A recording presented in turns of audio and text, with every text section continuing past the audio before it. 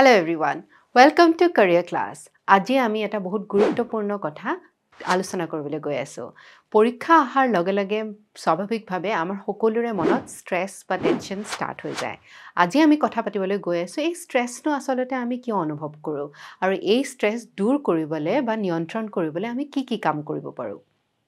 ইয়াৰ এটা প্ৰধান কাৰণ হৈছে যে আমি পৰীক্ষাৰ আগত কিছু অনিশ্চয়তাত ভুগো। যেতিয়া আমাৰ মনটোৱে অনিশ্চয়তা পায় বা অনিশ্চয়তাৰ সন্মুখীন হয় তেতিয়া আমাৰ মনৰ ভিতৰত কিছু ভয়ৰ ভাৱ সৃষ্টি হয় আৰু এই ভয়ৰ ভাৱৰ পৰাই আমাৰ মগজুত আমাৰ মনত ষ্ট্ৰেছ বা চাপৰ প্ৰভাৱ পৰে।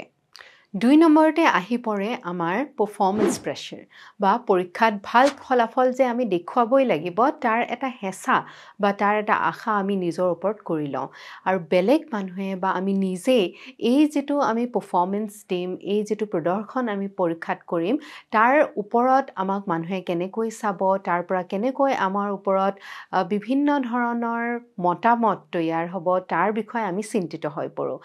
সফল হম নে বিফল হম আৰু বিফল হোৱাৰ চিন্তাধাৰাই আমাৰ মনৰ ওপৰত বেছিকৈ চাপ পেলাবলৈ আৰম্ভ কৰে।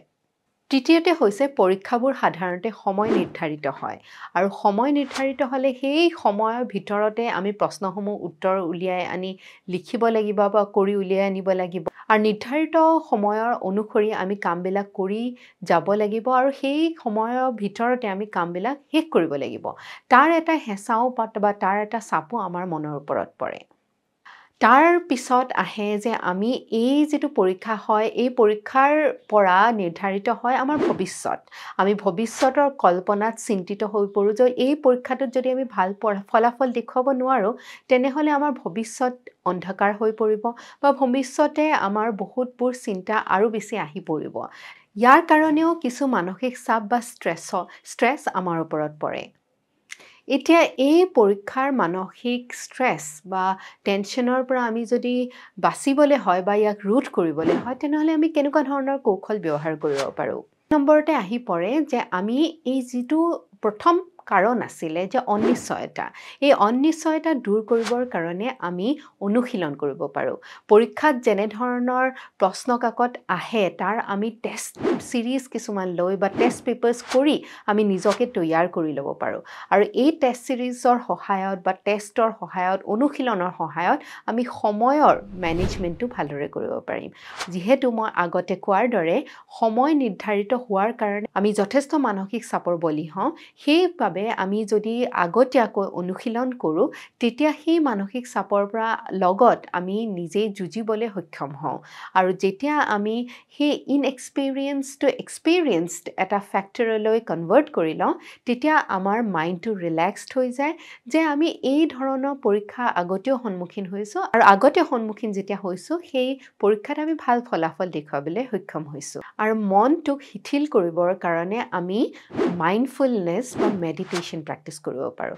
মাইণ্ডফুলনেছ প্ৰেক্টিছ মানে যে আমি যিটো সময়ত যিটো কাম কৰি আছোঁ তাৰ প্ৰতি আমি ধ্যান দিয়া উচিত। আমি সেই সময়ত সেই পাৰ্টিকুলাৰ কামটোহে কৰা উচিত।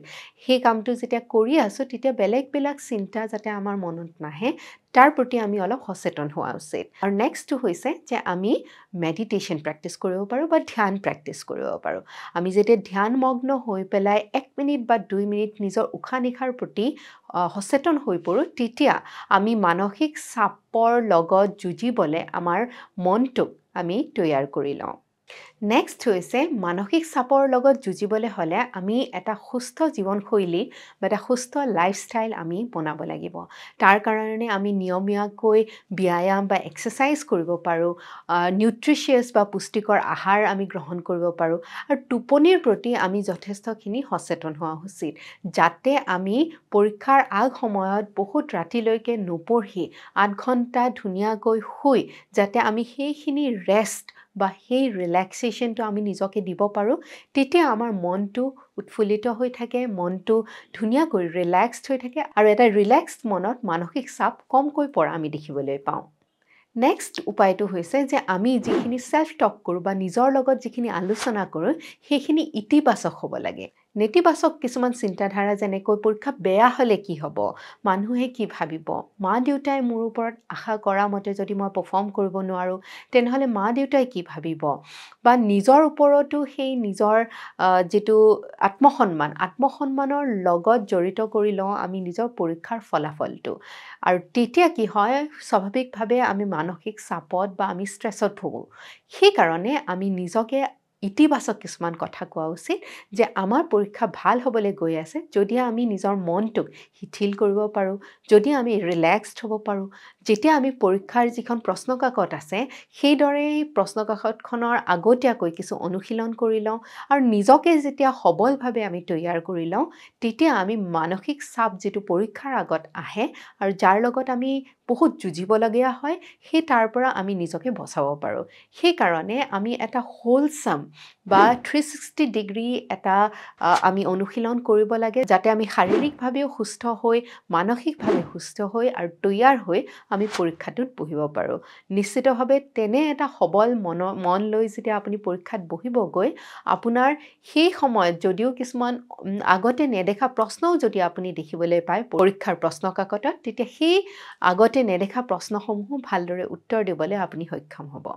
আশা কৰোঁ আপোনাৰ এই ভিডিঅ'টো আহিবলগীয়া যি পৰীক্ষা আছে তাৰ কাৰণে আপোনাৰ সুবিধাজনক হ'ব বা সহায়ক হ'ব।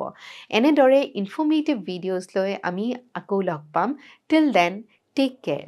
ধন্যবাদ।